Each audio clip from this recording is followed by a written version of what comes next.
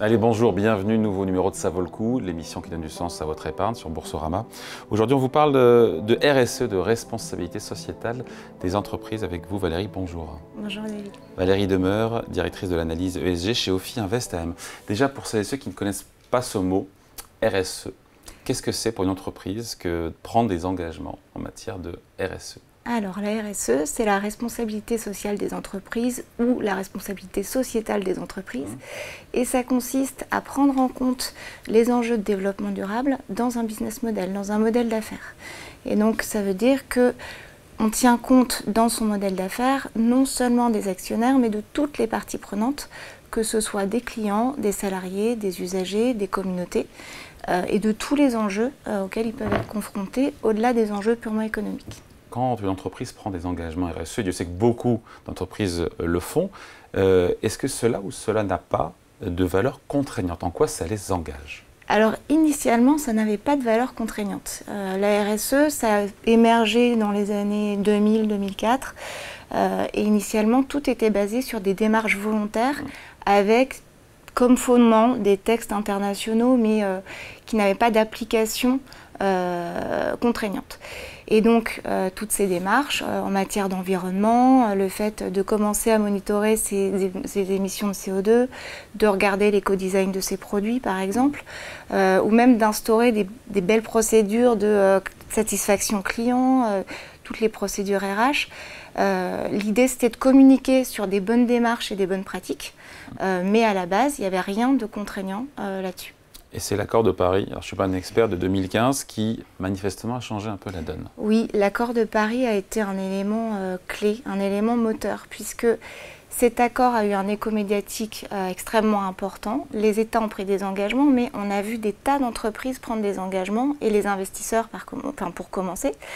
Et des tas d'entreprises se sont mises à prendre des engagements en faveur de la neutralité carbone à 2050, puis des cibles intermédiaires à 2030.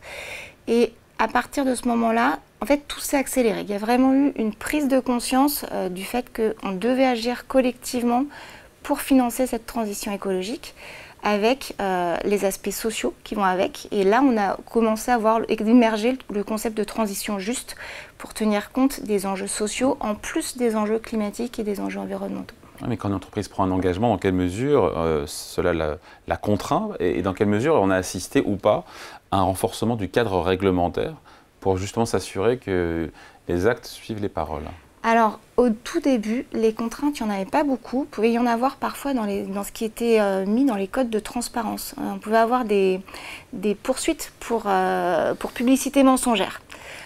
Et puis, la régulation est arrivée. On a eu notamment, nous en France, la loi Pacte qui a obligé, en fait, il y a tout un volet sur le devoir de vigilance et donc du coup qui a obligé les entreprises à mettre en place des plans de vigilance pour pour prévenir tous les risques en matière de droits humains, toutes les catastrophes environnementales et les aspects sociaux associés et tous les risques sanitaires, à la fois au niveau de l'entreprise et de toute sa chaîne de valeur. Et donc là, cette loi, en tout cas en France, a instauré un système de responsabilité civile et donc une possibilité de poursuivre l'entreprise pour manquement à son devoir de vigilance. C'était assez novateur. On n'avait pas de système équivalent jusqu'à présent. Ça a été un premier pan au niveau national. Mais par contre, par exemple en Allemagne, on a eu une loi sur le devoir de vigilance, mais qui, elle, n'a instauré qu'un système de sanctions administratives. Donc il y a vraiment un manque d'harmonisation sur ces questions-là. Réglementation et loi qui ouvre la voie à des actions en justice? À des actions en justice. Et fondées sur quoi d'ailleurs? Fondées sur le manquement au devoir de vigilance. Alors, on a eu égard aux engagements pris. Eu égard aux engagements pris, tout à fait. On a eu notamment en France plusieurs actions. On a eu La Poste, ou Yves Rocher, Total, Danone, des tas de grosses entreprises qui ont été poursuivies, mais pour des motifs complètement différents. Et quels griefs d'ailleurs? Et bien justement, sur les griefs, on a pu avoir un manquement à la liberté syndicale. On a eu de l'emploi de travailleurs sans papier dans les chaînes de sous-traitance, une inaction en matière de lutte contre la pollution plastique, notamment chez Danone, Carrefour et tout ça. Total aussi, qui est un cas qui a été très médiatisé. Là, c'est sur le projet de l'EACOP, le projet d'oléoduc, parce qu'il y a des impacts environnementaux, climatiques et au niveau des droits humains aussi, au niveau des droits des communautés impactées en Ouganda. Donc là, il y a des actions en cours actuellement là-dessus. Donc les griefs sont assez divers parce que ça dépend ce que contient le plan de vigilance, et les ONG qui poursuivent ou les acteurs de la société civile qui poursuivent regardent bien ces plans de vigilance et attaquent selon ce qui a été déclaré dans le plan de vigilance.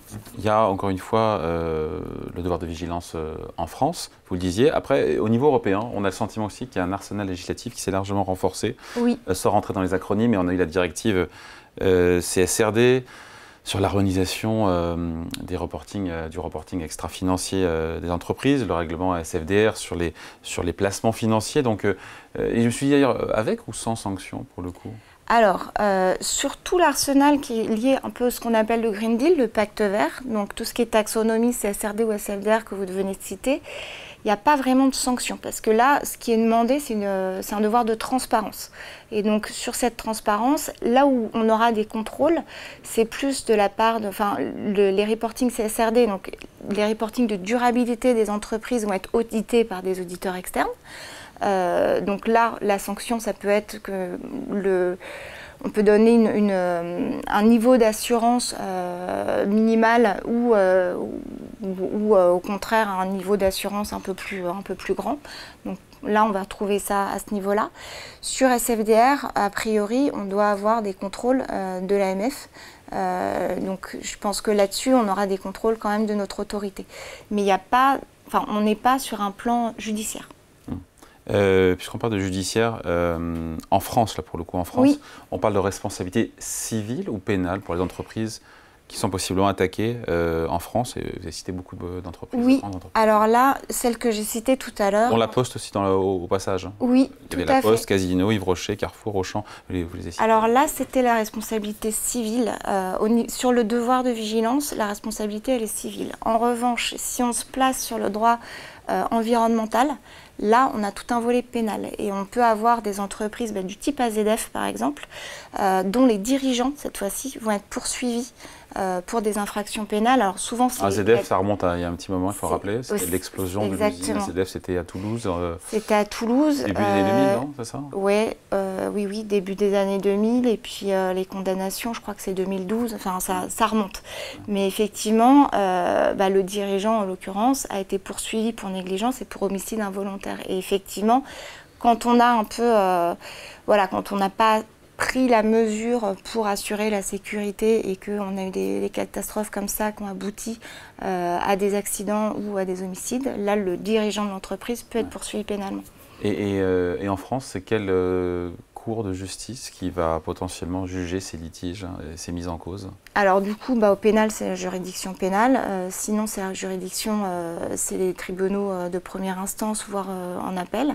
Alors après, on a eu le cas quand même sur le devoir de vigilance, là où il faut mettre un petit bémol, c'est que on a eu le cas de Total, justement, qui a fait la une des journaux il n'y a pas très longtemps, puisque le juge des référés avait été saisi par les ONG, et ce juge s'est déclaré incompétent en l'absence de standardisation du devoir de vigilance, en disant moi je suis désolée, je ne sais pas ce que je dois juger, comment je dois le juger. Donc la Cour d'appel de Paris a instauré une chambre spéciale pour pouvoir regarder tous ces cas qui sont liés au devoir de vigilance, clarifier un petit peu les griefs sur lesquels la justice peut se positionner ou pas. Et c'est la même chose en matière d'inaction climatique. On finit là-dessus, évidemment, ça va intéresser d'autant plus celles et ceux qui nous regardent. Une fois qu'on a dit tout ça, Valérie, quelles conséquences pour les investisseurs? Alors, pour les il y a des conséquences. Alors oui, il y a des conséquences pour les investisseurs. Elles sont à différents niveaux. Au niveau de la prise de décision, les équipes d'analystes ESG doivent regarder du coup s'il y a des plans de vigilance qui ont été mis en œuvre, mais toutes ces affaires, toutes ces poursuites qui ont un écho médiatique sont aussi prises en compte dans l'évaluation de l'entreprise. Donc de toute façon, il y a un suivi à la fois de la performance, il y a un suivi des controverses, il y a aussi de l'engagement qui est fait auprès des entreprises quand elles sont poursuivies. Donc tout ça, ça nous permet de regarder un petit peu le risque encouru par l'entreprise. Et ça, après, au niveau des équipes de gestion, les équipes ESG donnent leur avis là-dessus. Après, quand on est au début d'une procédure judiciaire, il n'y a pas d'incidence majeure. Maintenant, s'il y a une grosse condamnation à un moment, évidemment, l'incidence sera autre. Après, ça, c'est sur notre côté métier, on va dire. Après, là, nous, on a une vraie incidence au côté investisseur. C'est qu'on est aussi regardé en tant qu'investisseur et en tant qu'entreprise sur la façon dont on tient compte de ces externalités négatives. Ça nous est demandé par la régulation. Ça nous est demandé aussi dans le cadre des PRI, hein, on a ce qu'on appelle une responsabilité fiduciaire pour prendre en compte les intérêts de toutes les parties prenantes et ces enjeux de durabilité. Et on a beaucoup d'ONG qui tous les ans écrivent des rapports du type BankTrack, du type Reclaim Finance aussi, et avec lesquels on est parfois en contact parce qu'elles nous questionnent sur nos financements sur les énergies fossiles par exemple, ou sur le financement, enfin on peut voir des grandes banques qui sont dans les prêts syndiqués, qui financent des projets qui ont des impacts environnementaux et sociaux assez importants. Et donc du coup, ces ONG, elles nous challenge. Puis après, il y a des rapports, donc en termes réputationnels, ça a un impact. Oui. Et puis toutes ces questions passent quand même, sont de plus en plus médiatisées puisque ce sont des problèmes importants. Donc là maintenant, on a des articles dans des quotidiens, hein, dans Mediapart où voilà, il y a des reportages télé. Donc il y a un impact qui est là et il y a beaucoup de... les épargnants, par exemple, on leur dit sachez comment placer votre argent, êtes-vous content qu'on investisse dans telle ou telle entreprise. Donc oui, il y a un vrai impact.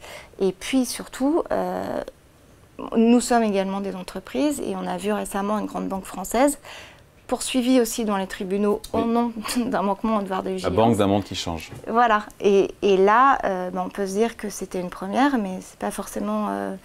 une dernière, et je pense que là aussi, nous-mêmes, faut qu'on ait conscience que le risque juridique et judiciaire est là. Donc il y a un risque croissant de judiciarisation, encore une fois, des engagements pris par les entreprises. Exactement. Et puis il y a un côté, dans les décisions d'investissement, quand on évalue les couples rendement-risque, dans les risques, il faut bien penser au risque de durabilité, en plus de toutes les autres catégories de risques dont on tenait compte jusqu'à présent. Allez, merci à vous. Merci Valérie beaucoup. Demeure, donc directrice de l'analyse ESG chez Ophi Invest AM. C'est la fin de Ça vaut le coup, l'émission qui donne du sens à votre épargne. L'émission qui prend ses quartiers d'été, qui partira quelques semaines en vacances, qui ne vous abandonne pas, puisqu'on va vous rediffuser les meilleures émissions de la saison pendant le mois d'août. On reviendra bien évidemment avec de nouvelles émissions à partir de début septembre. On sera avec vous donc sur Boursorama. Merci à vous, à très bientôt.